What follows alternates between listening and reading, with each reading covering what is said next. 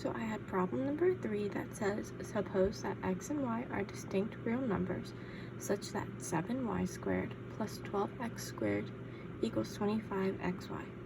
What are the possible values of x plus y divided by x minus y?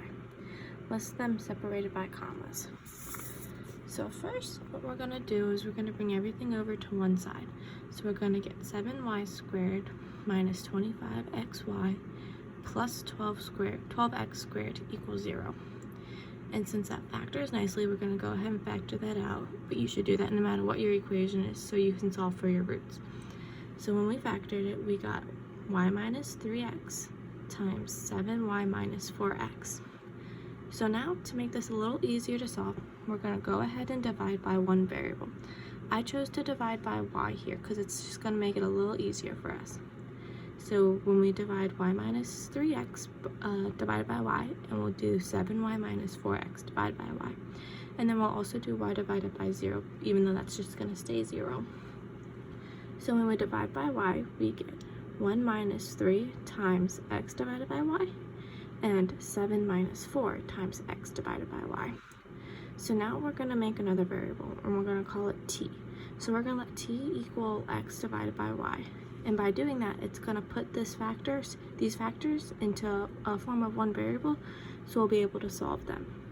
So we're going to get 1 minus 3t times 7 minus 4t equals 0. So now since we have one variable, we're going to go ahead and solve for t. So for the first one, we're going to set 1 minus 3t equal to 0, and that's going to give us t equals 1/3. And for the second one, you're going to get 7 minus 4t equals 0, and when you solve for t, that's going to give you 7 over 4. But now, we want what x plus y over x minus y is. So to manipulate this equation to make it in terms of what we have, we're going to go ahead and divide by the same variable that we did up top. So we're going to divide x plus y by y, and we're going to divide x minus y by y. So when you do that, you get x plus y, or x divided by y plus 1, divided by x divided by y minus 1. And since we already said that t was going to equal x over y, we're going to plug in t for our equation. So it's going to give us t plus 1 over t minus 1. So now that we have our equation in terms of t, we're going to go ahead and plug in our t values and solve.